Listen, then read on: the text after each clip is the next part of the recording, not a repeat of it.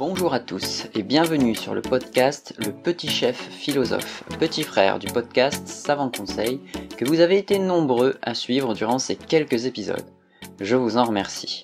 Aujourd'hui, nous abordons la question du stoïcisme dans notre management des temps modernes.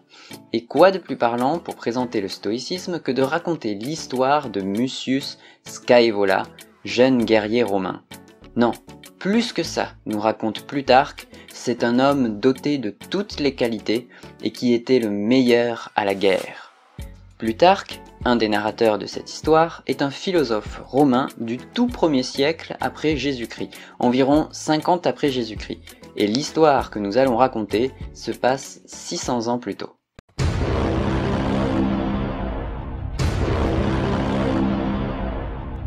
Les Étrusques assiègent Rome afin d'imposer le retour de Tarquin. L'aventure étant racontée par des Romains, le méchant de l'histoire se nomme Porséna, un Étrusque qui affame les habitants de Rome par son siège. Mucius, notre héros, se vexe de que les Étrusques si souvent battus par les Romains arrivent pour une fois à les mettre à mal. Il décide donc de s'habiller comme l'ennemi, puisqu'il parle sa langue, et de se faufiler dans le camp adverse. Enfin, il envisage en effet dans un premier temps d'agir seul, mais mesurant les risques, il décide d'abord d'en parler au Sénat. Imaginez si, habillé comme l'ennemi, il se faisait arrêter par des soldats romains. Ça marque mal. Le Sénat donne donc son accord. Et quelques jours plus tard, le voilà donc dans le camp ennemi. Et cela tombe très bien, car aujourd'hui, c'est jour de paye. Il aperçoit quelques dignitaires étrusques sur le devant de la scène et s'insère dans la file de soldats qui attendent de récupérer leur paye. Un bémol toutefois, un tout petit obstacle, car malheureusement nous ne sommes pas dans un jeu vidéo où la cible est marquée d'une flèche rouge ennemi à abattre. Non, ici, le petit obstacle à la mort de Porséna est que Mucius ne connaît pas son visage. Un petit détail auquel il aurait dû penser. Certes, ne lui jetons pas la pierre, de toute façon, il ne crierait même pas « aïe », vous allez comprendre pourquoi. Mucius repère donc une panoplie de dignitaires étrusques. Il choisit celui le plus richement habillé, celui que tout le monde salue avec respect. Mucius tire son épée. Il fonce, il saute sur lui, et il le tue, d'un seul coup. Aucune hésitation.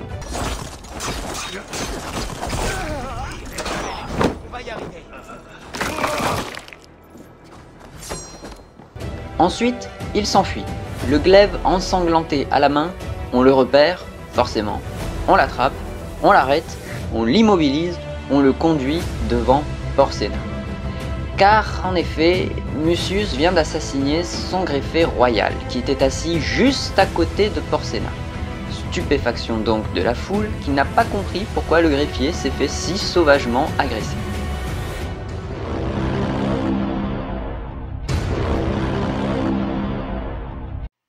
Et voici maintenant comment Mucius Scaevola est entré dans la légende. Il clame au tribunal royal « Je suis citoyen romain. Je m'appelle Caius Mucius. Venu en ennemi, j'ai voulu frapper un ennemi. Pour mourir, je n'aurai pas moins de courage que pour tuer. Un Romain sait être ferme dans l'action, comme dans la souffrance. Je ne suis pas seul à vouloir ta mort. Nombreux sont ceux qui, à ma suite, briguent le même honneur. Tiens-toi donc prêt, s'il te plaît, à combattre sans répit pour sauver ta tête.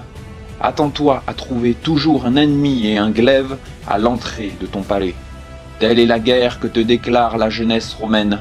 Ne crains pas le combat en bataille rangée, tu n'auras affaire qu'à l'un de nous. » Alors ça, c'est du discours. Et franchement, c'est suffisant pour entrer dans la légende. Mais Mucius ne s'arrête pas là. Certes, il commet un petit mensonge en faisant allusion qu'ils sont plusieurs Romains dans ce camp à s'être déguisés pour triompher de leur ennemi. Alors qu'en réalité, il est tout seul. Et Porséna réclame alors leur nom, qu'il les livre immédiatement ou il sera torturé. Et là Mucius répond « Regarde le peu que vaut la chair pour ceux qui aspirent à la gloire. » Et aussitôt dit, il plonge sa main droite dans un brasier allumé. Il ne crie pas, il reste là, le regard plein de provocation. Sénèque, un autre narrateur de l'histoire, nous donne les détails. Il reste immobile, en regardant sa main fondre goutte à goutte sur le brasier ennemi, et ne l'écarte une fois les os mis à nu que lorsque l'ennemi lui-même en a enlevé la flamme. Car oui, cette scène atroce est insupportable pour Porséna, son propre adversaire. « Va-t'en !» lui dit-il, « tu es plus cruel pour toi-même que pour moi. Je me serais incliné devant un tel courage s'il était mis au service de mon pays. Du moins, je t'épargnerai les lois de la guerre. Je te laisse partir sain et sauf. » Pfiou, dis donc, il a eu chaud. En plus de tout ça, Porséna a fini par partir, car il craignait vraiment qu'une centaine de Romains se cachaient dans son camp. Vous imaginez 100 Romains aussi badass que Mucius ?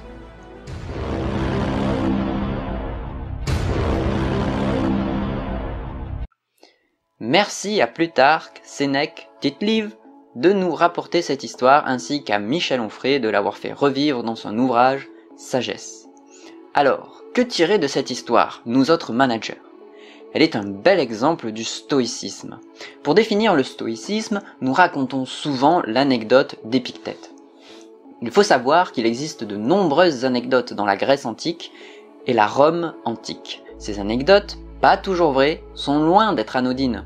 Elles sont une sorte de symbole, de synthèse, de résumé de la pensée philosophique du moment. On raconte par exemple que Pluton regardait constamment le ciel à la recherche du monde des idées, qu'il finit un jour par tomber dans un puits. On raconte que Diogène, qui prêchait une vie simple, ne vivait qu'avec un manteau, un bâton et une écuelle en bois pour boire. Lorsqu'il vit un enfant joindre ses mains près d'une fontaine pour y recueillir de l'eau et boire grâce à ses mains tout simplement, Diogène jeta son écuelle en scandant « mais finalement, ça non plus, je n'en ai pas besoin ».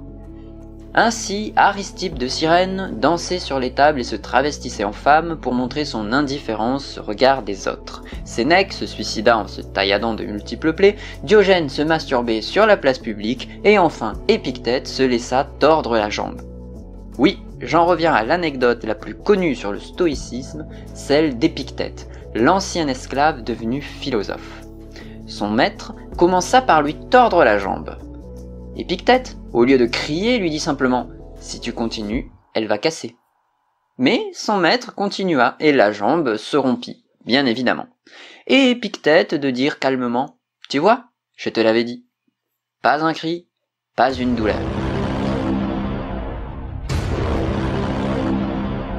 Alors à quoi tout cela peut-il nous servir ? Mon équipe de managers me l'a demandé, et la réponse tient dans un mot, la représentation. Et croyez-moi, je préfère invoquer le stoïcisme que l'indifférence. Je m'explique. Lors de mon tout premier job de manager, j'avais un chef exemplaire. Il était formidable, vous rêviez d'en avoir un comme ça pour débuter votre carrière. Tout le monde adorait les décisions qu'il prenait, même s'il paraissait très froid et réservé socialement parlant. Un jour, nous décidons de faire quelques pas dehors. J'en profite alors pour lui dire qu'il est très apprécié dans son service et souhaite savoir ce qu'il en pense. Il me répond tout simplement qu'il en est indifférent. Son job, c'est de faire tourner le service. Le reste, il ne faut pas s'y attacher. Ça, c'est l'indifférence.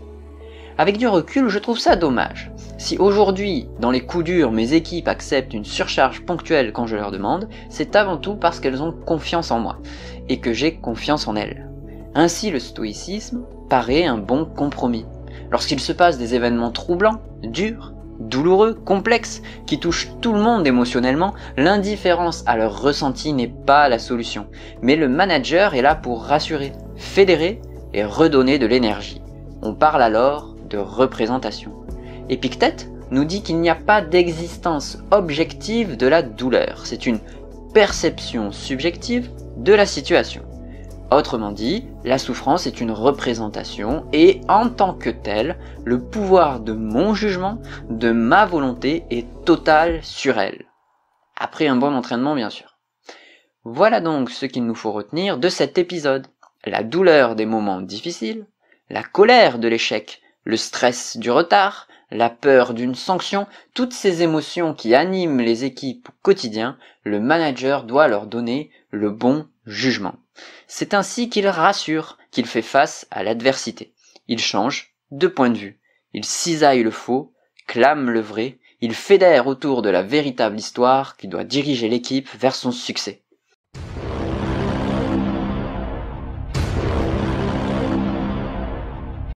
Je mets ma main au feu que cet épisode vous a plu. N'oubliez pas de vous abonner pour que ce podcast se diffuse. Partagez cet épisode à votre collègue qui adore l'histoire ou la philosophie ou le management. Un grand merci à vous pour votre écoute ou votre lecture si vous êtes sur le site. Je vous dis à très bientôt pour une nouvelle histoire sur un homme chinois blasphémé de son vivant qui mourut seul mais aujourd'hui considéré comme un dieu vivant.